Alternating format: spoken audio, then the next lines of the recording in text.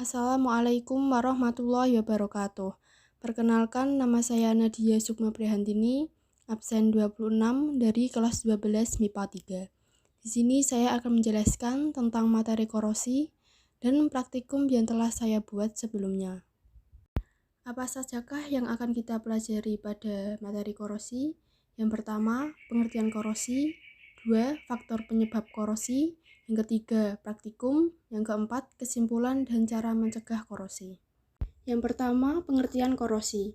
Pengertian korosi secara umum adalah rusaknya benda-benda logam yang disebabkan oleh pengaruh lingkungan. Proses korosi dapat dijelaskan secara elektrokimia, misalnya pada proses perkaratan besi yang membentuk oksida besi. Secara elektrokimia, proses perkaratan besi adalah proses teroksidasinya logam besi oleh oksigen yang berasal dari udara. Berikut adalah reaksi yang terjadi pada saat logam mengalami korosi. Anode Fe diuraikan menjadi Fe2+ plus 2 elektron, katode O2 plus 2H2O plus 4 elektron menjadi 4OH-. Reaksi yang terjadi yaitu 2Fe plus O2 plus 2H2O menjadi 2Fe2 plus 4OH plus 0,84 V. Ion Fe2 plus tersebut kemudian mengalami oksidasi lebih lanjut dengan reaksi 4Fe2 plus O2 plus 4 plus 2 NH2O menjadi 2 Fe2 O3 NH2O plus 8H+. Berdasarkan nilai potensial reaksinya, besi merupakan logam yang mudah mengalami korosi. Logam-logam lain yang mempunyai nilai potensial elektroda lebih besar dari 0,4 V akan sulit mengalami korosi, sebab dengan potensial tersebut akan menghasilkan reaksi kurang dari 0 atau negatif ketika kontak dengan oksigen di udara. Logam-logam perak, platina, dan emas mempunyai potensial elektroda lebih besar dari 0,4 V sehingga sulit untuk mengalami korosi. 2. Faktor penyebab korosi. 1. Air dan kelembapan udara. Dilihat dari reaksi yang terjadi pada proses korosi, air merupakan salah satu faktor penting untuk berlangsungnya korosi. Udara lembab yang banyak mengandung uap air akan mempercepat berlangsungnya proses korosi. Yang kedua, elektrolit. Elektrolit asam atau basa merupakan media yang baik untuk terjadinya transfer muatan. Hal ini mengakibatkan elektron lebih mudah untuk diikat oleh oksigen di udara. Air hujan banyak mengandung asam, sedangkan air laut banyak mengandung garam. Oleh karena itu, air hujan dan air laut merupakan faktor paling banyak untuk menyebabkan korosi. 3. Permukaan logam yang tidak rata. Permukaan logam yang tidak rata memudahkan terjadinya kutub-kutub muatan yang akhirnya akan berperan sebagai anode dan katode. Permukaan logam yang licin dan bersih akan menyebabkan korosi sulit terjadi, sebab kutub-kutub yang akan bertindak sebagai anode dan katode akan sulit terbentuk. Yang keempat, yaitu terbentuknya sel elektrokimia. Jika dua logam yang berbeda potensial bersinggungan pada lingkungan bersih atau lembab, dapat terbentuk sel elektrokimia secara langsung. Logam yang potensialnya lebih rendah akan segera melepaskan elektron ketika bersentuhan dengan logam yang potensialnya lebih tinggi, serta akan mengalami oksidasi oleh oksigen dari udara. Hal tersebut mengakibatkan korosi lebih cepat terjadi pada logam yang potensialnya rendah, sedangkan logam yang potensialnya tinggi justru lebih awet. Sebagai contoh, paku keling yang terbuat dari tembaga untuk menyambung besi akan menyebabkan besi di sekitar paku keling tersebut berkarat lebih cepat. 3. Praktikum. Di sini saya akan melakukan praktikum dengan melibatkan 3 larutan dan dalam keadaan tertutup.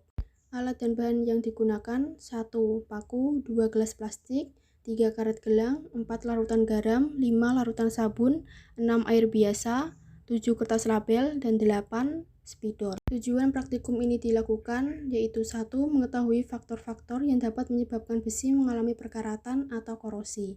Yang kedua, mengetahui kondisi masing-masing paku setelah mendapat perlakuan yang berbeda. Yang ketiga, mengetahui cara pencegahan korosi. Langkah-langkah kerja: 1. Siapkan 3 gelas plastik dan 3 paku. 2. Tuliskan label pada masing-masing gelas. Yang ketiga, setelah alat dan bahan siap, gelas 1 isikan dengan air sabun, gelas 2 diisi dengan air biasa, gelas 3 diisi dengan air garam, serta tempel label pada masing-masing gelas agar tidak tertukar. Yang keempat, masukkan paku pada masing-masing gelas. 5. Tutup gelas 1, 2, 3 dengan menggunakan plastik dan karet.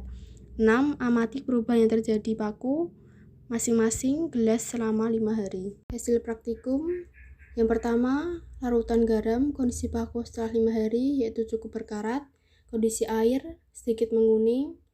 Dengan adanya data tersebut, maka paku dalam larutan garam mengalami korosi. Yang kedua, larutan sabun kondisi paku setelah 5 hari tidak berkarat, kondisi airnya putih pekat. Dengan data tersebut, maka paku yang ada di larutan sabun tersebut tidak mengalami korosi. Yang ketiga, yaitu air biasa. Kondisi paku yang dalam praktikum tersebut yaitu sangat berkarat. Kondisi air kuning kecoklatan. Dengan kondisi tersebut, maka paku yang di dalam air sabun mengalami korosi. Kesimpulan. Berdasarkan dari percobaan yang telah dilakukan, maka dapat disimpulkan bahwa korosi adalah reaksi pada logam menjadi ion pada permukaan logam yang terkontak langsung pada penyebab korosi, seperti oksigen, lingkungan berair, serta faktor pada pelarut, dan peran pH juga tidak dapat dikesampingkan. Kemudian dari praktek tersebut dibenarkan bahwa salah satu faktor korosi adanya kontak antara air dan udara. Agar tidak terjadi korosi pada besi, jangan sampai besi terkontaminasi dengan air atau larutan yang dapat menyebabkan oksidasi sehingga besi mengalami berkarat atau korosi.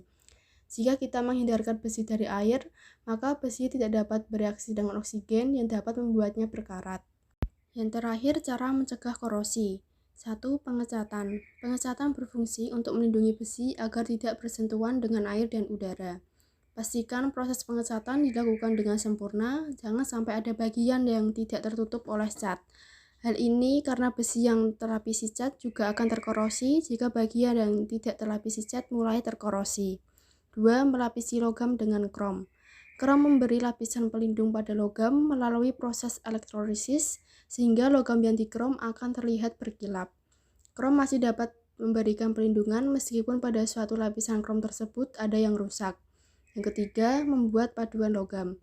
Paduan pada logam yang sering dipakai ialah stainless steel, campuran dari 74% besi, 18% nikel, dan 8% krom. Contohnya pada peralatan dapur atau makan yang terbuat dari stainless steel. Sekian presentasi dari saya, dan terima kasih. Wassalamualaikum warahmatullahi wabarakatuh.